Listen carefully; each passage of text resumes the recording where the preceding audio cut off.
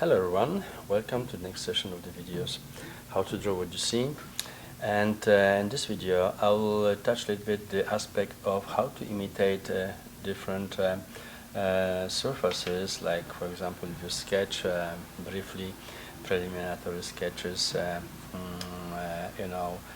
for the client, how to do fast sketching, even elaborated if you spend a little bit more time, but fast sketching and show approximately the materials you're going to take in consideration, like metal, glass, wood, and then some kind of cloth, plastic, whatever it is.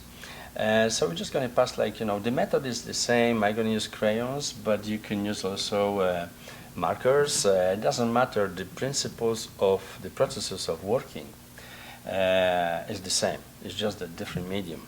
You're free to use whatever you want, even aquarels. But in principle, use the same colors, and so you get similar effects. Or you can even mix aquarels or markers with crayons and everything. You just can do the crayons. So here we go. So let's say we have, we will start with some kind of piece of wood. So let's say we have a piece of wood, and which we want to imitate, okay? So for example, let me, draw some kind of, with dry markers. Sometimes it's good to do the preliminary sketches with the dry marker. And if I have a piece of, for example, wood, I can actually start with, to imitate any kind of wood, you need actually basically 4 colors. Ochre, yellow, burnt umber, and sienna. And of course, you decide what kind of wood you want to use it. If we're talking about pine wood, you're going to have, of course, very light veins. So you have to just one thing, you can do wood either showing just veins like this, of course. They're going to be closer, and you just go. I just remember, the wood always have from one side, the color is much more stronger, and after is just kind of this, gradually melts to the very light yellow. Okay, so you just repeat the same story over here, over there. Okay, you just work on it. Of course, if you want to do it perfectly well, you spend a little bit more time than I do here, because I am just really showing you only the process, how to work. But if you really have, and I am doing very big surfaces here, so it's always going to be a little bit, not as perfect as you can do small surface and sharpen your pencil all the time, and you can do perfectly good job. But in general, you have this kind of process of application is approximately like this. You just indicate the veins, okay, a little bit more here and there, okay, like this. So, and now of course you can go a little bit, you can take the paper stack, which is very useful tool, and with the paper stack you can actually a little bit, even make gentle passages of the color. You just spread the color much more evenly, and it gives like much more realistic look, when you do this. So you have like kind of even the sharper edges, they come like very lighter, like kind of degraded. So it's very nice to work that way. And of course, after with the ochre, you can still, make stronger certain parts, but don't go everywhere the same. Just time to time, just make it stronger certain parts. But after, just leave little irregularity, because that's what the wood is about. There's a lot of course, small, details in the wood. You can actually, with the pencil, when you model like a little bit, the intensity of colors, you can go with it and do it. Now, if you want to do this, not much, a little bit, contrast to the wood, you take umber, and you just simply pass through it, the wood a little bit, to make it a little bit much more woodish color, than yellow. So you just like kind of make it a little bit, let's say, dirtier, the yellow which you just applied. And the same you can do here with some veins and everything, and the same you can do here, Just go through all of them and try to, get, as effects like similar effects like this, with the wood. So sometimes you just do a little bit, add some kind of veins, with the amber, like this. So you're gonna come closer to the real pine kind of wood, on light wood, any kind of light wood you want to have. Okay, if you want to do a little bit more contrast, yet if it's not enough, you can add burnt umber, and then you have much more, As I said, you need to spend time into it in order to want to get it perfectly well. But even the sketch way, if you just, contrast a little bit some veins, you're going to have much more, better, impression of the wood you are working with, okay? So, and of course at the end you can still add, with the ochre a little bit more intensity there, some places, here and there, so it's not like, just spread a little bit this, spread a little bit this, give a little coral there, so the vein is going to be much more evident.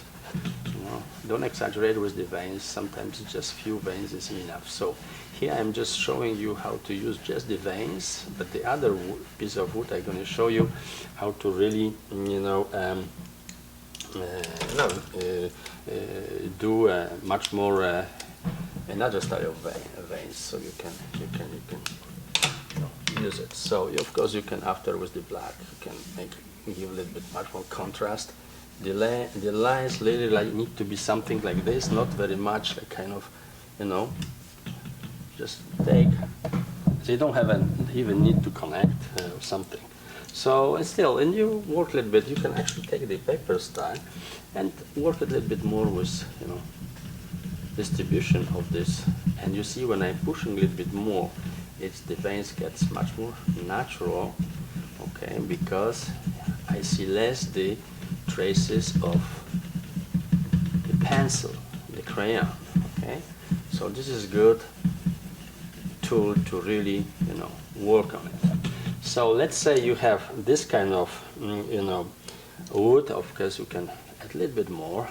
Still, I see we need a little bit more. Of course, if you want to do it, as I said, perfectly, you really need to spend a little more time than I can spend here. But still, it's something which, as I said, if you draw small, it's faster, and you have to always only have the pencils very well, very sharpened. You have to sharpen them there every few moments, because you need to really have sharp pencils in order to get details, especially when you draw smaller surfaces. I am here with a quite large surface, so I don't really need to sharpen it all the time. But in small paper, whatever is the, your leg of the chair, whatever, you need to really use just touches and very kind of, with markers, of course, you work much more faster, because you just take a set of markers. Markers, if you buy for imitating wood, you just buy light ones. Even if it's ochre, you buy light ones. Don't buy the very kind of, dark and intensive colors, because you don't going to be able to, make the wood perfectly. So this is wood approximately, approximately the final, impression of the wood. If you would do, for example, spine tree, but of course you can, another way of doing is, if I draw here another piece of wood, and here we're going to use a little bit much more, different veins, because here we would go rather much more, you can have veins like kind of rounded, you see, so they go like this, like this. So this is different approach, okay, in imitating wood. Sometimes you might like to do this kind of thing. Of course, faster is like this, just with the lines, but this is kind of, really woodish kind of, form, and this might really be interesting in some. It depends, of course, what it's going to serve to you for, and what is the design. But this is kind of, sometimes be much more interesting to use this circular kind of rings of the wood you know, but the principle is the same, you know. When you start with something, you know, with the veins, you have to just, you know, the circular one veins, you just, the edges needs to be much more, you know, darker inside than outside, and the same is here. You know, you just have to like kind of, you know, make it a little bit darker from one side and lighter in the other side. Okay, so the same you do here and there. Okay, so basically now you can take the paper stack, and as previously, you can actually distribute it much more evenly, much more softly, and it's going to be much more better, you know. You don't have to, you can do this with paper stack, you can do with a piece of Kleenex on your finger, never with the fingers. Fingers is just a bad idea, because fingers are oily and everything, and sometimes you can make a kind of, you know, something which is hard to really eliminate after. So again, amber to make it a little bit much more real, the impression of the wood. The color, approach yourself to the color. Don't use yellow, cadmium, whatever, the really kind of yellow, bright colors, because that's going to be kind of sweet, sugarish color, and real wood doesn't have this. You know, it's just much more kind of ochre. Ochre is the ideal yellow to use for any imitations of wood. Okay, so you just stick to ochre. Don't buy any kind of other canary yellow, whatever, because that doesn't make sense. Unless you want to really do something which is not really realistic wood, but just give symbolically idea that this is the wood. So sometimes, you know, you just get here, there. Sometimes you might even add some kind of much more details in the wood, so it's going to be much more, you know, woodish. You know, there are some things going, and hey, if you look at a piece of cut wood, whatever, there's many things you can do with it. And of course, if you have time, you can actually do perfectly realistic wood. You know, but for the purpose of the design and sketches in design, you don't need to be as precise, you know, unless you want to impress the client, whatever, that you do perfect you know, imitations of wood and everything. It's always going to work in your favor, of course. If better you do the imitation, you know, more impressed the client going to be, and better effects, and easier to sell whatever you have to, whatever you want to sell. So just look at this. It's very important, you know, to really work this as it should be work out. So for now we're working with some kind of, I'm showing you how to imitate light wood.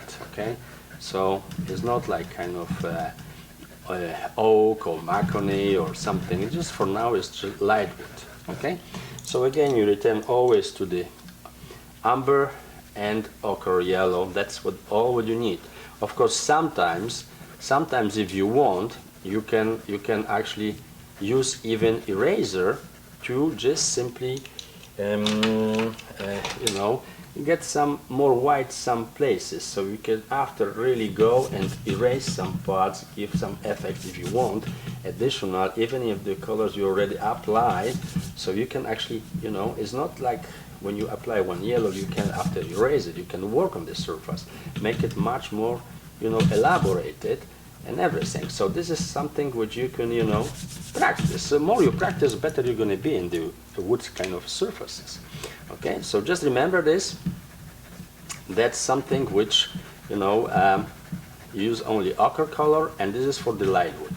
The other kind of woods we're going to go in the other pieces of our video. For now, it's just I am finishing this with the really light kind of wood surfaces. Okay, so just how you imitate the wood here. Okay, using two colors, ochre and of course, you know, with the paper stack get a little bit more, a little bit here, a little bit there. So you just kind of go and adjust a little bit here and there, certain things. Okay, so this is for the light wood. So, and now for example, if we want to change this wood, you can, it's the same method. I'm going to show you how to do different other kinds of woods. So if you would like to have, for example, a little bit mahogany kind of style, color of the wood, so you add sienna, and with the sienna actually, if you really want to have mahogany, because you can have also, if you put a little more sienna here, you might give some kind of even much more sweeter, you know, impression of the wood with the sienna. Okay, and this might be kind of oakish, less or more, you know, color. Of course, if we add little amber on top of it, we will get the oak much more, you know, much more oaky, you know, color. The same way here, if we add a little bit, you know, like sienna, we can have kind of, you know, closer to the some kind of oak, you know, woodish parts. Of course, if you study very well wood, you can actually know which wood you can, you know, imitate which way. And if you want to have really kind of oakish, you have to add a little bit much more, you know, you have to make a little bit dirtier, you know, with the raw amber. So it's going to be really kind of oakish, you know, surface. Okay, so you need to make a little bit dirtier, and this white surface you need to a little bit eliminate, you know, just to a certain point, you know. So you just kind of go through all the entire space you had previously, and you make much more, you know, dirtier. And with the paper stack you can do even better job to spreading this stuff and make the dirty kind of part much more, you know. Actually, you can go through all of it. You don't have to follow just the veins, but go through entire surface, and you're gonna change right away, you know, the intensity and the kind of colors. Then you can take normal amber and you work on top of this. You know, I am using the same pattern that I had, but I can change for a few different woods. You know, so for example, you know, I put a little bit more the amber here, and even here and there. So I'm gonna have much more, you know, different colors, not as sweet, but much more, you know, to the oak approximately. Of course, the pattern in oak is a little bit, there's all kind of different patterns on the wood, so it's not the same.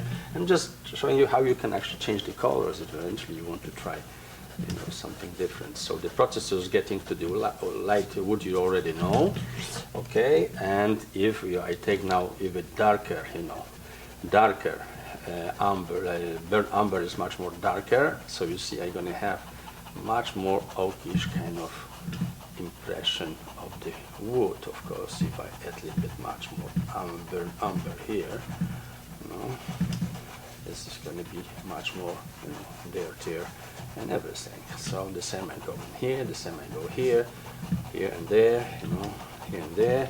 Of course, now again, paper stack and disperse all those areas I just covered much more softly, you know, everything.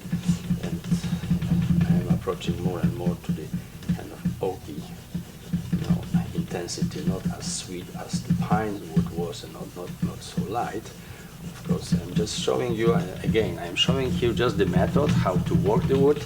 Is at the end you can of course take black, and with the black you can actually make it much more better, but very light. Remember, always the pencils needs to be very sharp. You have to have the nib really sharpened, so you can really work with the, you know, and this is going to be much more oakish even, because if you do a little bit much more black contrast to it, you're going to have even much more oakish color, you know, to this wood. So it just don't be afraid. Don't you have to push a little bit the color, because that's how you get, by the contrast you're getting actually what you're looking for. If you're afraid to add a little bit more intensity in your color, in everything, portraiture, whatever you draw, you have to really add contrast. And the black is the last color you apply, because you really, with the black, you just really, you know, finalize everything. You know, the wood gets much more, you know, what you want. You can of course add more and more, because as you know, I am doing big surfaces, so because of the limited time I have, so I'm just kind of showing you the process. But I'm sure if you sit a little bit longer and elaborate more, you will get really beautiful results. And of course your surface is probably smaller than that, so it's even better. Now the other part here, we're going to do rather much more mahogany. I'm going to use the same pattern, but mahogany. Mahogany, if I want to go for mahogany, I'm going to cover all this space right away with sepia. Okay, I'm going to add the sepia entirely on top of this piece of wood which I previously served me as example for the pine wood. And now look, with the sepia, if I add a little bit more contrast here, I'm gonna get slowly, much more mahogany kind of color with the sepia, because sepia is the color which really can, correspond almost perfectly to the mahogany. Of course, it's mahogany kind of color. If you want to have tinted wood, and the process is the same, but if you want to have blue, for example, so use like light blue, darker blue, and the black at the top, at the end, up on top of it. So there is, whatever color you want to give to the wood, you just simply choose certain, in such way you don't use necessarily ochre, and these colors which are indicated like sepia, raw amber, and ochre, and burnt amber, those colors you use only to imitate more realistically the wood. But the other colors, of course, you can do the process is the same, of course, the veins and everything, distribution of the color on the veins in order to give the impression of the wood which you want to, indicate or imitate for your design, for your preliminary sketches of in design. So, you just add this, of course, take the paper stack, serve this, and distribute this much more evenly, okay? So it's going to be perfect. And of course, you can still add on top of it a little bit, black or burnt amber on top of it. But this kind of, you can even start, if you want to have really mahogany, you should start only with the mahogany, not even bother with ochre. We have ochre here, so it's a little bit hard to cover it. But anyway, we will give some kind of impression of mahogany if we just, work it a little bit longer and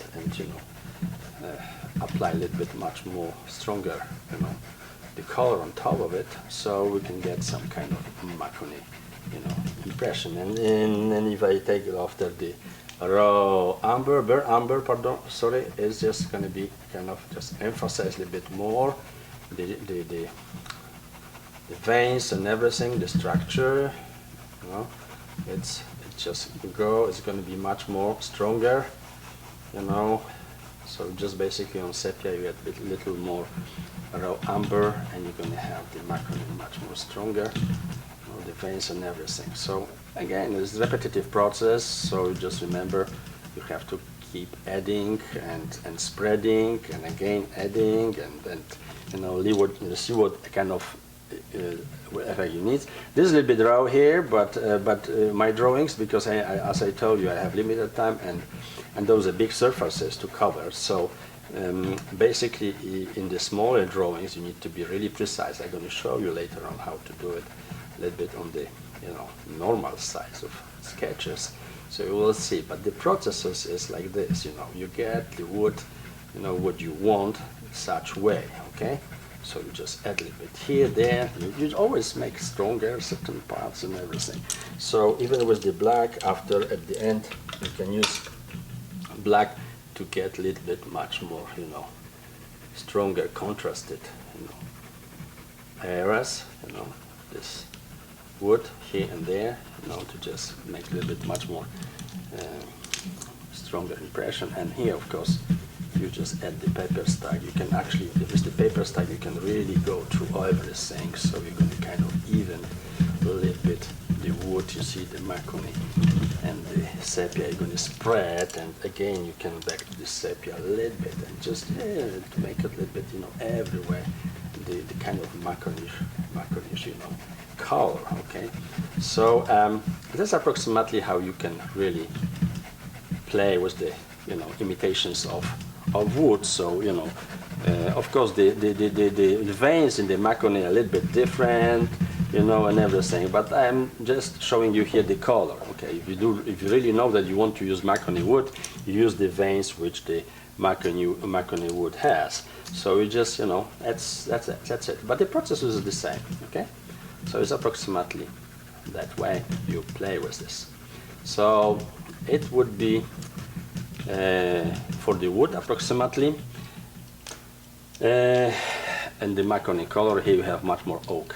Okay, of course the veins of the oak also is precise, but I'm just showing you the application how you can change the colors and play with it. So even here actually we can a little bit more add the raw amber some places, you know, some places, not everywhere, but some places, to just, you know, a little bit add much more contrast and much more, you know, things. So just, you know, the veins would make stronger certain things. Of course, with the eraser, you can also play some kind of games with erasing certain part if you want to really do some kind of additional veins and you know, things, lines coming to the wood. So this is actually something you can, you know, play with it and see.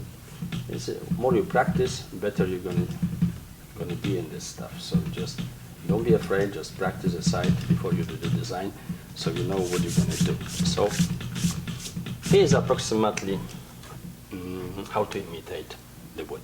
Now, how it works in practice with the wood, okay? So for example, I will show you. For example, you have a piece of let's say some kind of surface, wooden surfaces, okay? You draw something, let's say you do design of the table, okay? And you have some table, for example, it's kind of maybe, you know, even that way the table goes or something, you know. It's just you know, the wooden part, okay? So the wooden part in design normally, you know, you would go with a little bit black, a little bit make kind of much more, you know, contrasted, you know, contours, for example. Yeah, here, a little bit there, a little bit there, a little bit there. You know, like in design, so you don't have to have these lines always connected perfectly and stuff. It's not necessary. So, for example, you have this kind of, and you want to do it as a piece of wood. So basically what you're going to do is depend, of course, what kind of wood, but as you remember, I told you, but let's say we start with the pine. So for example, the easiest is, of course, go with the veins like this, you know, here and there. And we have kind of, you know, wood. So here basically going to go that way, that way, that way, that way, that way, that way. And here, of course, it goes time to time here and there. So of course you go this area because it's going to be a little bit in shadows. So you go a little bit kind of stronger, you know, application of the wood. And here, of course, you do the same as we did previously. Okay, same as we did previously. Example. Okay. Here and there. Okay. So you have parts, wooden parts, and now of course you take the amber, and with the amber you gently, you know, make it kind of contrasted. The inside parts of the veins, some of it. Sometimes you just have to just push a little bit, you know, there and here, you know, to just give us the, you know, impression of really emphasize a little bit the veins and the structure of the wood, as normally it does. Okay, so here would go here, of course, here would go a little bit here would go a little bit here, and everything, you know, you go there and there. Of course, with markers, everything is the same. I mean, the method of working is the same. It's not like you have to change much, you know, it's just simply go. Even you can take this paper stack actually and go through this, you know, the veins a little bit stronger, so you're going to have kind of, you're going to spread all this uneven, all the traces of the pencil, you know, everything. So basically, if you know that this is a little bit, you know, like a side, and you have a shadow here, so you basically can go and, you know, apply a little bit much more darker, you know, whereas when the light hits the object, it's always these edges. Let's say we have light from the top, these edges are always darker, as you remember. And also here you're going to have much more darker this part of the wood. So basically now, of course, with the burnt umber, you can actually go and show a little bit much more how the veins go. Okay, whatever you see here, for example, there, you just go through this and, you know, make a little bit much more evident, you know, the wood. So you just apply on top, you just apply it here, you just apply it here, the veins and everything, okay, like this. And of course here you have much more stronger these veins here. Okay, this is here, and of course here you can actually even add a little bit more.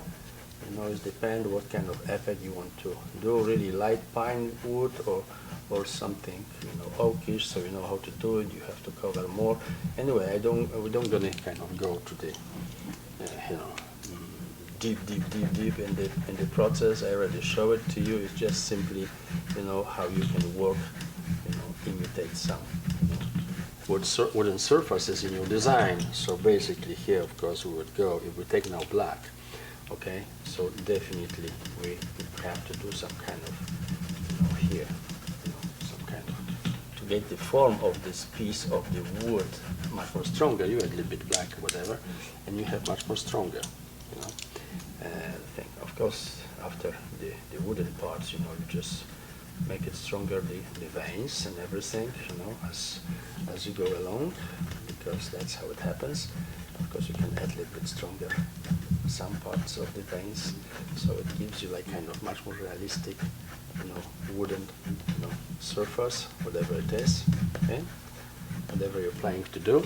So there's approximately that. Of course, you can cover this a little bit with the ochre, so it gives you a kind of, you know, even you can use actually for the sides, you can even add some kind of sienna, you know, to make this little bit kind of, you know, sweeter woodish edges. Okay, so of course after with the black, you can still emphasize certain, you know, contrasted parts of the, you know, table, whatever, you know, and that's approximately will be for the wood. And let's say imagine that you have, for example, some kind of, you know, rounded legs for the wood. So let's say you might have this kind of, you know, legs, even, for example, okay, even if they kind of profile here, okay, let's say adjusted, there's all wood, let's say you have some kind of profile, or you have wooden leg which is approximately conic shape,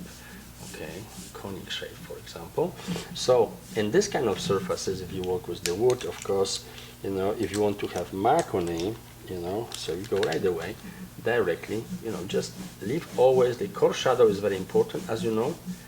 When surface is rounded, you want to emphasize the roundness, you have to think about core shadow. And in this kind of, if we do veins, you always go from one side to the other, but don't go entirely. You just here, you just, you know, from the other side, you just show that there is some kind of continuation of the veins, but you do not exaggerate. And now, of course, you might a little bit go with the, you know, veins a little bit stronger here, and of course a little bit stronger in here, because you want to show that there's this really macrony kind of color. Okay, so make a little bit more, you know, cover a little bit more this part because it's macrony wood, so you just have to go through it, you know, and everything, but always leave like kind of lighter part in the middle. Of course, with the paper stack, you just distribute this much more evenly. And of course, in this case, you take black, okay, and you work with the core shadow first a little bit. You know, core shadow is very important. Going to give you the roundness of the leg, okay, and the same from this side, okay. So now, if you take the burnt umber, you know, you can actually get a little bit, you know, the veins a little bit longer, you know, like this, like this, like this, like this. And here, of course, they go there, they go there, they go there, they go there, go there, they go there. And of course, with the sienna, you can add much more sienna now on the top of the black, you add much more thinner, so you're gonna get like kind of really perfect, you know, the core shadow, okay?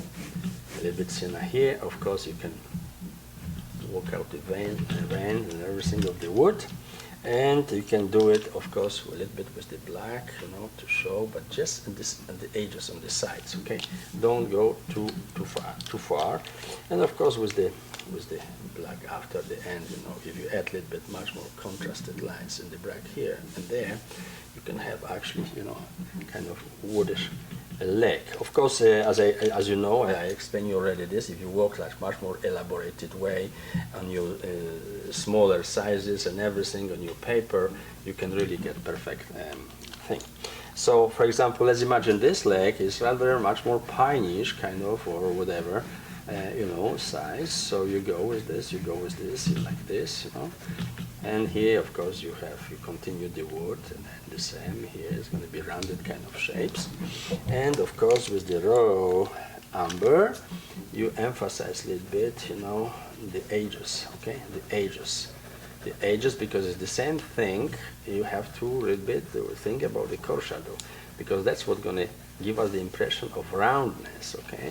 So if you do this, of course, the veins on this rounded wood could be like kind of this kind or this kind, whatever, you know. So you just go, and of course you can actually take a little bit eraser, and actually we should actually have really white line here in the middle, you know, not too much. And now with the ochre, the edges we can push it a little bit more, okay, from one side and from the other side, okay.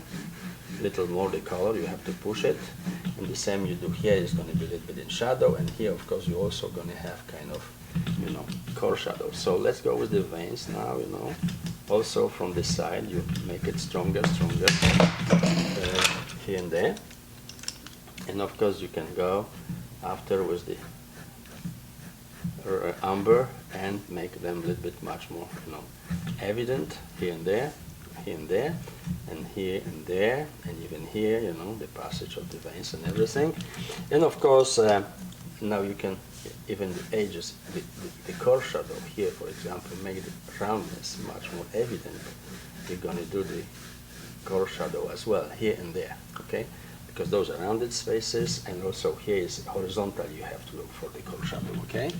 So if I add some black here, okay, to this, so core shadow here I'm going to have approximately like this, here I'm going to have approximately like this, and here I'm going to have approximately, you know, something around those lines, okay? So if I'm going to take the paper stack now, okay, and distribute it this a little bit evenly, here and there, here and there, here and there, okay?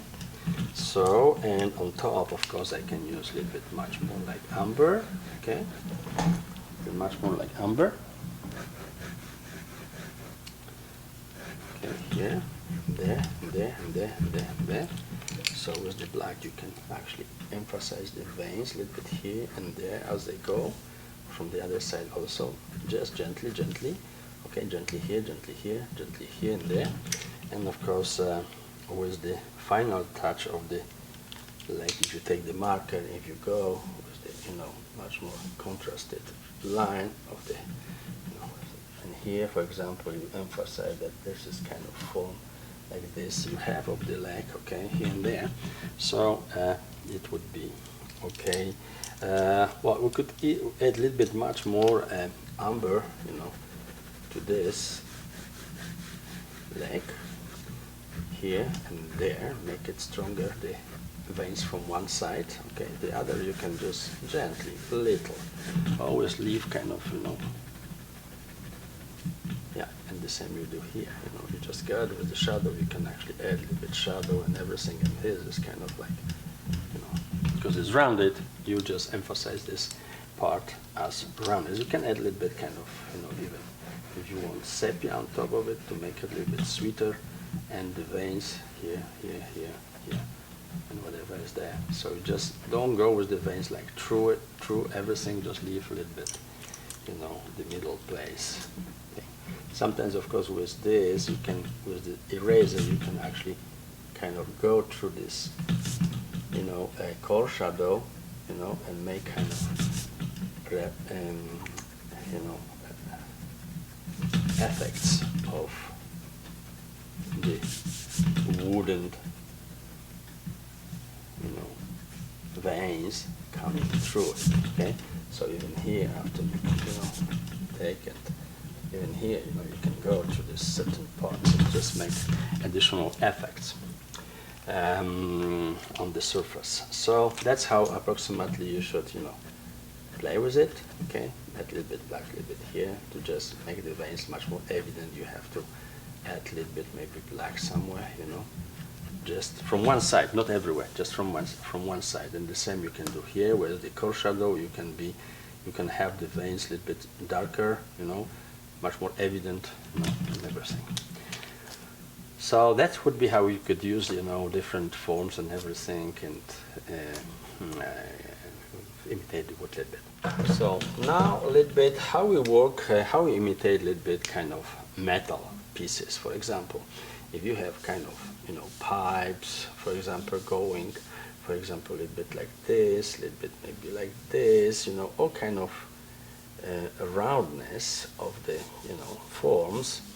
Let's say you have pipes like this, for example, or you have really kind of, you know, even combination of the leg with kind of part, first part is wood, and the other, for example, you have piece of, you know, chrome covered leg for table, whatever. So basically how you do, if we're talking about the imitation, metal imitation, so for example, if we have kind of, you know, metal pipes, or part of the leg is metal, chrome metal, or this is wood.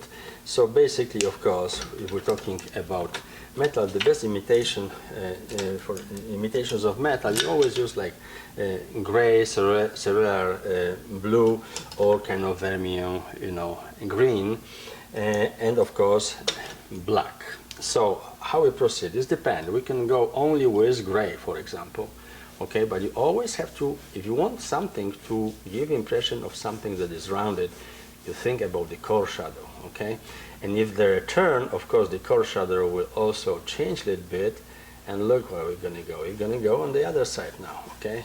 So that's how it probably, it's approximately gonna go there, okay? So you have to think about the things when you do this, you know, kind of pipe around it, whatever is leg, whatever, you know, part of furniture. You can also add a little bit, yeah, blue. It would give you like kind of metalish, a little bit, you know, look. And if you add, of course, after a little bit much more, you know, black to it, you know, the core shadow going to be stronger. So you're going to have better impression of getting kind of, you know, a rounded, you know, metal kind of chrome metal, whatever you imagine. And of course I can add a little bit kind of vermilion, you know, green to make this metal much more, you know, metalish. And of course you can after cover this slightly a little bit even more with some with gray, some parts, not everything, some parts, because you don't cover everything in the same way. You just work on these passages, you know, a little bit, maybe even cover this part, and more cover maybe this part, you know, so we get much more realistic impression of the roundness of the metal and everything. So of course some parts, if you add a little bit much more, even black, not everywhere, and just, you know, certain parts, to make this kind of really working for you in dimension. It shows you that it's rounded, that is something which is kind of metalish. And we're talking about part of this leg is wood. So for example, let's imagine this kind of pineish kind of wood, you know, to make it this faster, you know. So I leave the core shadow, you know, here, and I actually emphasize a little bit much more the yellow here. And of course some veins, if I apply, they're gonna be, you know, going that way. And of course I take the raw umber, of course, and I emphasize a little bit much more the core shadow here on this wood, okay? A little bit here, and kind of, you know, and from here I just show that there is some kind of, you know, veins coming from the wood, and this kind of, that I am really working with wood, you know, you have to kind of indicate a little bit. Of course, with the paper stack, you can actually make this stuff work for you a little bit better, okay, like this. And the metal part, of course, you could start, as you know, with the blue, whatever, but you know, you go a little bit with this, with let's say with the blue, maybe with the gray on top a little bit, you know, to make the core shadow much more evident. Of course, there's nothing more evident than black. If you add a little bit black, you're going to have really kind of, you know, metallish surface, you know, and the same here. Even if I add a little bit much more black here, and I connect like this to a little bit these two parts, so you see what is happening is I'm getting much more, you know, the two surfaces kind of like married together, you know, married together in certain ways. So let's say a little bit here and there. You add a little bit, of course, with the raw umber. You just emphasize, go here with the veins a little bit, you know, show the veins, the kind of, you know, don't finish them, just let them a little bit like fade. And of course, when you look with wood, this is chrome metal, so you're certainly going to have some kind of reflection in this from this wood on this metal. Whatever is the color, if you have red, you're going to have a little bit red. You have to remember this when you do the metal kind of things, okay? And of course, to finish this up, there may be a little bit much more, you know, contrast, adding stronger just the beginning of the veins here, okay, and of course adding a little bit much more the raw umber and everything to make this, you know, and of course a little bit ochre, much more at the end and stuff, and here and there. So that's how you can even add a little sienna to make this, you know, colors much more, you know, pleasant, much more, you know, happy, okay? So that's how you can actually work, and of course after you just a little bit much more contrast with the dark, with the, you know, here and there. We have this, you have, for example, this. So as you see, it's going to be stronger, the effect of roundness, and now you can even go and even emphasize a little bit the veins more, you know, but you don't go with them everywhere, just little here and there.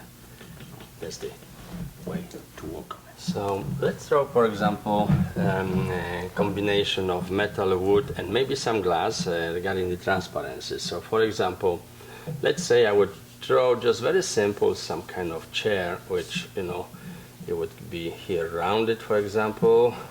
Here is going to be approximately, you know, having this kind of forms.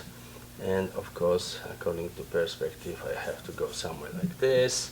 So I just pre-draw this form. And for example, let's say from here, it's going to have some kind of, you know, wooden back, a little bit going to this kind of style, and maybe some kind of, you know, form of this kind. If this is transparent, you need to always show that there's something going behind. And for example, there's going to be something much more like here. And let's say I do some kind of, you know, wooden leg attached to the plastic or to the glass. It is possible. And here I have some kind of, you know, screws. And for example, I have this, you know, legs like this. Let's play around those lines. Okay, and another is going somewhere in here, so it's going to, you know, be somewhere here with the perspective. Approximately I have the leg here. So okay, so there's something around those lines, and of course from the back I can have you know, some kind of, you know, and maybe you know, situation there when I have let's say another legs somewhere here. Okay, so coming to the base, there is somewhere here. Yeah, those are much solid, and they're also they kind of, you know, transparent. I can see them, and of course the perspective, the other going to be somewhere around those lines. Of course I have here this Have another leg is there. So basically it's going to be some kind of cover, it's going to be somewhere, you know, visible, but not too much behind this. This is just, you know, for practice, let's say. And here I'm going to have like kind of maybe metal board on this side. Inside is going to be wood. Okay, so it's going to be some kind of chrome, and this is going to be, you know, plastic or glass, whatever we decide it's going to be. So I have approximately, you know, this kind of forms. Okay, I can of course go with little black, stronger, you know, contrasted lines here and there, you know, a little bit there and there, here and there. Of course, maybe this part I will just modulate a little bit, and because it's base, I'm going to modulate a little bit. So let's say they're staying here. Okay, so I would decide that, for example, I will mix the legs. I would maybe make, you know, the same legs I was doing approximately here, and the other is going to be completely, you know, metal, for example. So if we're talking about metal, right away I play with this, you know, this is metal parts, this is metal parts. So right away I go and, you know, make a little bit the core shadows to get the roundness and the kind of feeling of chrome, kind of, you know, colors. Of course here you're going to have little shadow because it's underneath, you know, and this is a little bit kind of at vermilion green. And again I can repass a little bit, you know, it's black. Of course if you take the paper stack you can actually make soften it a little bit, these parts, and get much more, you know, softer. And here, for example, the wood, I'm gonna do kind of wood, you know. Either way I can put those parts aside, you know, with core shadow here like this. And of course I can go with some kind of, you know, and here is transparency. Remember that is, you see, it's transparent, this part, so we just add a little bit gentle, not too much, you know, not too much here, gentle, you know.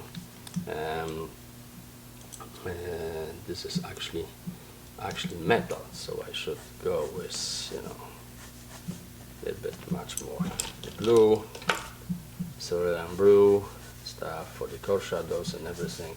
So we just, you know, play with this. And now regarding this leg, of course I go a little bit with the veins here, okay, the wooden veins, a little here, a little there, just on the edges, and maybe put some more. And you know, here you have some kind of shadow, so you can actually cover this a little bit, you know, stronger, and you make some veins here and there, you know, just briefly like this. Of course we're going to have some kind of reflection in the metal a little bit there, and there's a small touches, especially when you do really small drawings. So now, how about this glass? In order to show the transparency, remember about the core shadows. So, you know, you put a little bit kind of bluish here, you know, here on these parts. Of course, you can put a little bit here on the edges, you know, and here you can go like kind of across a little bit with the glass, so it's going to be kind of reflection of it.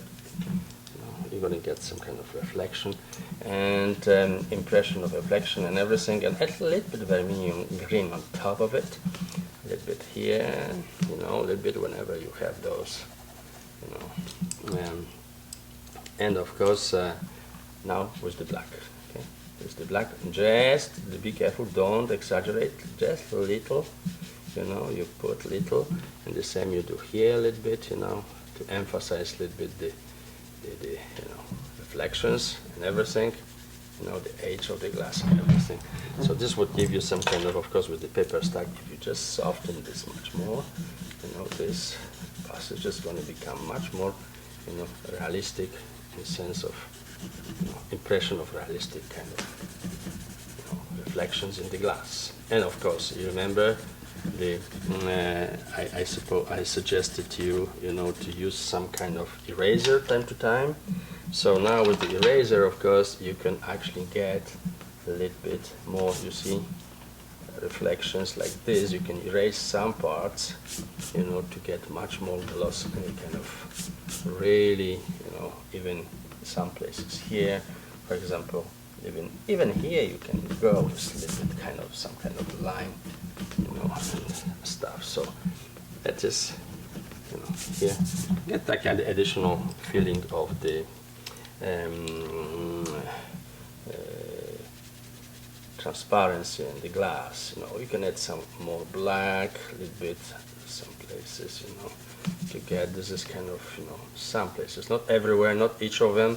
Time to time, something find, you know, interesting to put a little bit much more. And again, the paper stack, I would just soften it, this kind of, you know, stack here, go a little bit lower, even here and there, you know, to just soften it, everything, even these legs, you know, here and the metal parts and everything.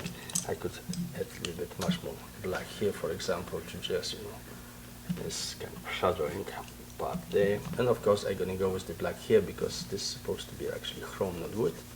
So if you go there, you know, put like kind of, you know, stronger, you know, the transparency of this. Of course, with the paper stack, you can even soften it a bit further. And once you have done it, you can go with the, you know, eraser and emphasize the transparency. Just erase some, you know, in some places, a little bit. Okay, so you're gonna have like kind of really building, and even here you can actually go and, you know, soften it this little bit with the eraser. So even 1, 2, 3 lines here. So it just, you know, glass, you work that way approximately. Of course, you take more time, you can do it perfectly well. And now let's say this continue with the, we continue here with the wood. So for example, let's say we have wood, so this is going to be like this. This is, you're going to have much more stronger here, okay, because we have to somehow show that this surface, of course we draw it and everybody can see it, but also with the applied colors, the shadows needs to be also, you know, modulated. So you could, you know, you can feel that the certain parts the wood goes up, certain parts go. All the curves you're going to feel much better if you, follows the colors the same way. Of course, this is the edges are actually in the shadow. Okay, well, I decided finally to do this wood, not metal, and so no problem. You know, we just go with the veins a little bit here and there. You know, just indicate that there's some kind of veins. You can have the veins here also this way down. You know, kind of like this, like this, like this, like this, like this. Okay, so whenever you have the veins, now with the yellow you can actually ochre, you can go a little bit and enlarge them, because as you remember, I told you how the wood work. You have to, the one part is always much more sharper, the other is much more kind of distributed, you know, like degradation, you know, so you go, you get the amber back and you just distribute much more larger now, softer certain parts, you know, certain parts here and there, okay, here and there, here and there, you know, make it like kind of larger, so they would be much more, you know, evident, you know, and give better impression of kind of realistic part of the wood. Of course, with the paper stack, you can actually go and now modulate much better this part here, okay, and this part as well here, okay, so it's not going to be like almost any white, okay, and now you know that it's transparent, this part of the wood, so you have to somehow, you know, add a little bit touches so people can understand and they can see through it, and of course with some kind of also amber a little bit, you know, put it there. So basically, of course, now a little more amber here because we need to modulate a little bit the curves. So we need to put like much more stronger in here and much more stronger in here because we covered this with the ochre. So once you modulate this part, of course, here of course you can go like this with the veins much more stronger and leaving, you know, a little bit less, you know, lighter parts, because this is, you know, seen kind of this in the shadow, so you can even take the burnt umber and make a little bit, you know, darker some parts, so the wood will be much more, you know. And the same you can do in here now with the veins. You can, some parts you can really work a little bit kind of, you know, stronger. You have to it's not like you continue all the time do the same. No, you just have to balance this. So sometimes some parts you get stronger, some parts you get lighter, but that's the way you imitate, you know, the wood and the stuff. That's going to be successful if you do that way rather than any other. So of course afterwards the paper stack still work. So you just kind of, you can go through the veins a little bit, make them softer here and there, you know, and even here this part you can actually, of course with the black you can actually add little much more contrast to this edge, because you know when the light hits you have, you know, a kind of shadow stronger from the beginning and after lighter from the beginning. So the same, you can apply little black here just to make stronger the, you know, the curve, and even here, you know, you can work this stuff a little bit much more stronger with the paper stack. Spread it a little bit, spread it, spread it, spread it, spread it. And if you don't see much, you know, if you a little bit erase those by application of stronger colors, the veins, you can always make it some parts a little bit, you know, emphasize stronger the lines, so they're going to get back the intensity of the, you know, in the shadow. This part's going to get back. So this is approximately how you can work. Of course, here you can also go here and there. You know, this when you do some objects. Of course, in the smaller ones, your pencil needs to be always very, you know, sharp. You always have to take care about that. You really, you know, sharpen your pencils, because with the very sharp nib, you can actually do a very nice job. And of course, here you can see, let's say, a little bit this part's yellow. This should be actually blue. Okay. Well, anyway, so sometimes you can just, you know, look for the perfection. It just takes time to really elaborate on it, and with little sienna you can actually give a little bit much more kind of sweetie, you know, impression of the wood, colorful a little bit and stuff. So the same you can do, of course, here. If you add little sienna, you will see you can actually transfer this completely in the mahogany kind of color if you like, but it's just, you know, if you just add little, you just kind of do a little bit different variety of tonalities in some places of the wood, which really happens when you really look at the real wood and everything, and you study its, you know, constructions and everything. It just gives impression of the wood, of course. Now maybe we're going to draw some kind of object, like for example, kind of ponton. You know, when you're going to, you know, it's good idea is when you're going to apply colors. But it's good idea sometimes the pre-sketch is do with kind of a little bit drier, you know, marker. You don't throw it, you just keep it, because the pre-sketching you can do actually, you know, with drier marker. So it's really not right the way you have the very strong kind of lines. And of course, you know, the other parts, if you add here, it's going to go approximately somewhere around those lines. So you just go there, and you know, this is the exterior part of the ponton, and here's the form. You know, approximately you got the form here and there. Of course, there is some kind of maquette below, under this, you know, and over here, so it connects this, keeps this all together. So just, you know, any correction you can do with the low, you know, drier markers is much easier to do it. And of course you do the divisions of the pontons after approximately this kind of lines. As you see, I don't do around, I just go like a little bit from down and there. It's the same thing, because I'm going to apply here the core shadow. So now once you have this, you can make a little bit stronger, you know, with the black, the seeds. Let's say we're going to do like kind of wooden seeds here, okay, and they're going to be somehow attached there, you know. This for the conceptual, so you don't have to really kind of know yet exactly the details what you're going to do there, but they should be visible. Some parts that there's something there happening, you know, interesting. So we go also here. So you see the lines is not always everywhere the same, kind of strong everywhere. No, it's, you give much more reality to your drawing when you really, you know, do the lines like kind of, you push some places and the others you leave a little bit, you know, because this is closer to us, it needs to be much more darker from here, you know, there, and the same is the mark in the lower part. So we have some kind of forms. Of course, this we can actually emphasize a little bit these parts here and there, you know. From there we can go and emphasize a little bit much more those, you know, kind of connections of the ponton. Let's say going to be red. So in red, of course, this part, the plastic parts, or the, you know, it's going to be in red. So we, of course, apply some red here.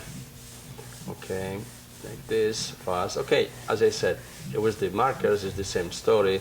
But if you buy the same procedure, but if you buy, let's say, markers, buy always pastel colors, not very strong ones, so you better apply a few coats in order to make stronger the color. Eventually, after rework a little bit with the for example, pencil on top of the marker, to get much more, you know,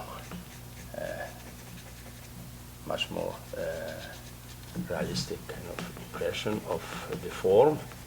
Okay, so the same here, we go a little bit. As you see, I'm going to leave a little bit white. This is going to be my kind of core white. Core shadow is here. Actually, this is going to be very strong. You will see in the moment. So as I said, when you do small sketches and whatever, you kind of, you know,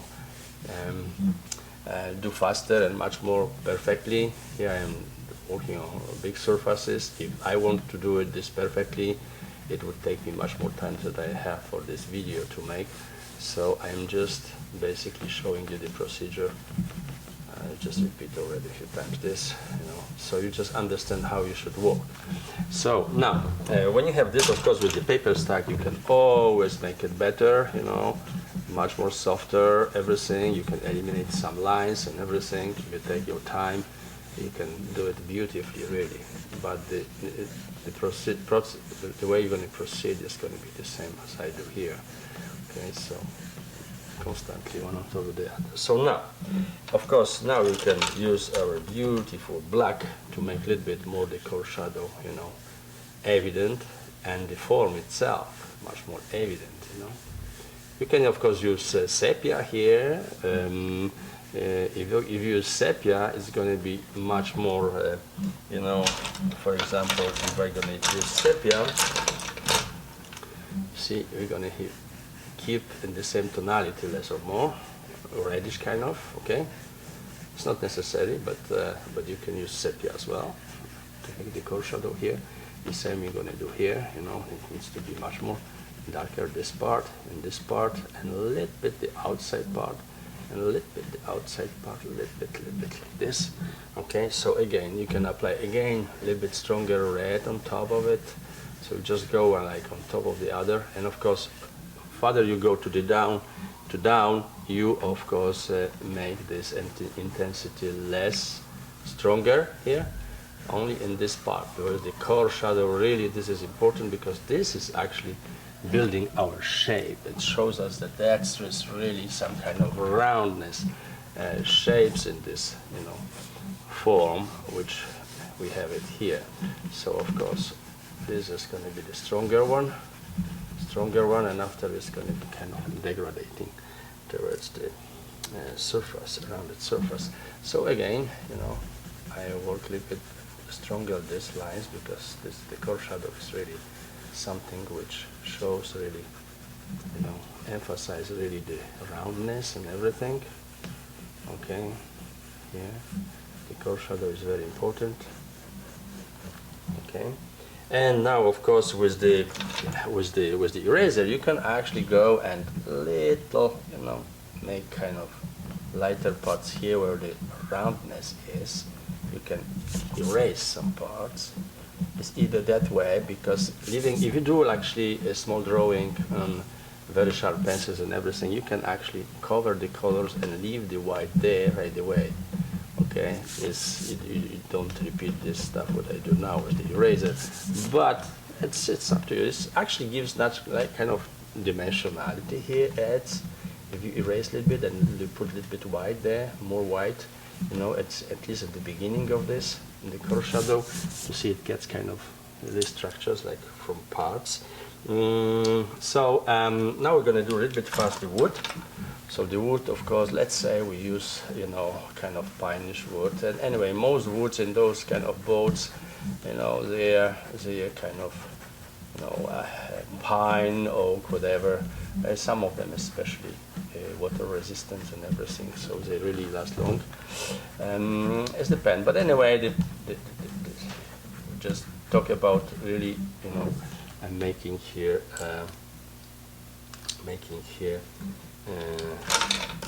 just imitation of the wood. So okay, so we go here. You can emphasize a little bit. Some parts you can, you know, as we were working in previous sketches. So we just add a little bit here and there. You know, this, you know, and here closer to the red, you can actually add a little bit, you know, sepia here, because you're going to have some kind of reflections from the red in the wood, you know, maybe not as much, but you can exaggerate a little bit here and there. And of course with the paper style you can make this stuff a little bit much more softer, much more nicer to look at. And of course at the end you can use either raw sienna, I mean burn umber, or, you know, just black, you know, to emphasize some veins and structure of the, you know, and even do some contrast with the pencil. You can either do with the marker or with the pencil, whatever it is, and the same as here, you know, you might actually do just in this parts, which is really, you fill the parts, and you can emphasize a little bit contrast either with the pencil. You can do the same with the marker, it's no problem. So now we go a little bit there, and now is one thing important. You see under the seats here, you're going to have some kind of shadow, okay? So you have to kind of add a little bit stronger these parts.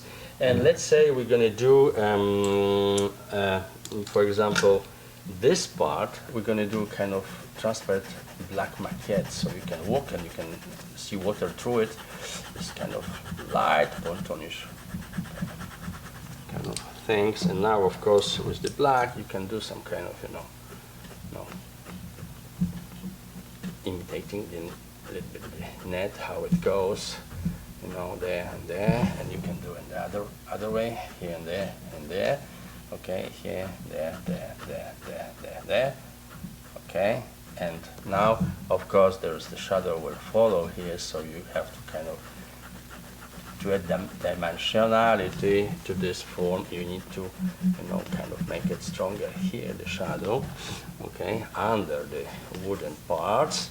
And of course now the net, you have to kind of, you know, emphasize the dimensionality of the net. You need to add some kind of, you know, darker points, certain areas of the net. You just kind of make it stronger, black kind of, you know. So you give like impression that there's really net there. It's just not like everywhere. This is too regular. We need to kind of differentiate the stuff. So some parts are going to be stronger, some are going to be much more lighter. So you just, you know, emphasize this certain opening there, you know, and contrast in here and there, you know, and that's how you should actually work with it. And of course with the paper stack, our friend, we can always soften it a little bit, certain parts. And here, of course, when there is connection, you know, there's going to be much more, you know, this shadow going to go that way because it's rounded. So we're going to have a kind of a little bit rounded here, okay, to connect this part of the shadow. So now you can emphasize a little bit stronger the core shadow here, the core shadow even here, you know, like this, a little bit emphasized stronger. So it's more contrast you give, much more roundness you get. So it's kind of really, you know, for you to judge when you work on it. As I say, it could be perfectly well done if you really, you know, have time and you spend a little bit time on perfectioning this, you know, one color on top of the other and everything, and you get kind of, you know. In the end, of course, you can take always, you know, a little bit dark marker, and, you know, the contrasts and everything going to be much more, you know, evident, you know. And even for the net here, and the parts of this, you know, you can actually emphasize certain parts, like from here, there, make it a bit, much more modulated the line, because that's what gives you the contrast and make it stronger, your drawing, and the kind of design form. So you have to always remember about this, and of course here I can also help myself a little bit, with some kind of contrast. So of course, to finalize the wood and everything, you can still go and make some veins much more evident, whatever you want, that's kind of thing. But this gives us already impression approximately what we want to do, what the seeds are going to be from, and what color we're going to have these parts of the ponton and the black here. So sometimes you can still make little kind of touches here and there to emphasize even more the net. You can actually do it with the marker. You can do like kind of stronger, some kind of connections between the nets with some kind of dots. Whenever is the intersections of the lines, you can add some kind of dots. You're going to have like kind of much more structured, netty kind of surface down there. So it's going to be much more dimensional and much more, better to look. So now we're going to try to maybe another material we often use is marble, for example. If you have marble, okay, have marble pieces. For example, you have a piece of marble. I can draw approximately one piece of marble here. Sorry. So basically, of course, the form I can go with the marker a little bit, kind of, cut off more evident the piece. And now, marble, of course, is different. It depends what kind of marble, what kind of color you want. But in general, marble, how you work is either with the veins kind of similar to the wood, but it's a little bit different because they're not as sometimes the veins are kind of going through the surface, and sometimes they are stronger. Somewhere you have some parts of the surface which is kind of much more difficult to specify what kind of form it has. So you just go like kind of randomly with the lines and emphasize certain parts, here and there. Okay, and you can of course add a little bit. It depends if white marble. If there's white marble, you just stay with gray and black and try with the black, to just get some kind of plain forms. Sometimes much more intense from one edge, for example, to the other, and you go here and there, and maybe change direction. Sometimes it's not always like you have to be in the same direction the veins go. They might go in all kind of directions. Sometimes might be even much more evident kind of, and sometimes less evident. So we just if you observe the marble, you can actually imitate approximately. It's not like wood. Don't try to imitate the veins of the wood, because that's not marble. Stone is a little bit different. You just sometimes go some places even much more darker, some less. And of course, if you use the paper stack, you can actually even get the forms really closer to the marble impression, kind of veins, kind of spaces which marble has, and you put it like kind of stronger certain parts, less stronger than other parts. And of course, there's, as I said, there's kind of pinky marble, yellowish marble, white. We're doing now with the kind of gray-white marble. Now, if you want to emphasize certain parts, you remember about the eraser. So you still can use eraser. You can make even some kind of dots there, because there is sometimes spaces like very kind of particular in So it's just like kind of combination. You don't have to work like a lot, because normally in this pre-sketching you have like small parts to do, so it's not really takes long if you know how to do it. So as you see, I'm just kind of trying to get less woodish character of the marble, much more marble. So I'm erasing now certain parts which I already apply, just get much more kind of, the originality of the marble kind of forms in the surface. Of course, this we can easily transform in other marble. Let's say much more kind of sweet, much more colorish, and just simply put some another colors like in this kind of now I'm using like a little bit, amber to just simply kind of make some parts of it a little bit different. Of course, if I put green, gonna be greenish. There is some kind of green marble sometimes. So you just just maybe sepia some places. So it's gonna become yet another kind of impression. Sometimes the marbles has kind of sepia veins or reddish kind of and everything. It depends. There's so many different kinds of marble. So as soon as you know which you're going to use it, of course, then you work really perfectly well. Even you can use some kind of bluish mix sometimes on top of it. So you're going to have kind of much more richer surface of the marble, and that's something which what you can do actually if you really it depends what you want to see. Here I'm just using a few of colors to just show you that you can really improvise all kind of marble which exists or doesn't exist, but it fits for your design, for the presentation, what the floor is going to be look like. Of course, you can paint imitation of marble, so you can do it on the wood, you can do it on the walls and everything. So it looks really as a marble if you know how to do it, and you cover it perfectly with glossy varnish. And some people might, if it's well done, you can even distinguish what is really marble, what is not.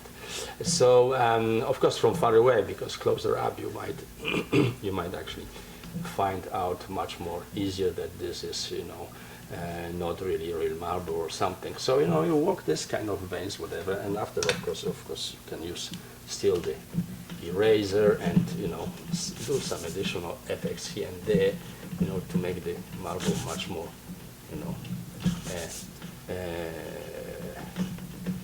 realistic kind of look of the marble. So marble has very kind of sometimes of course you have some places really, as I'm going to do it here for example, some places are really kind of almost without anything.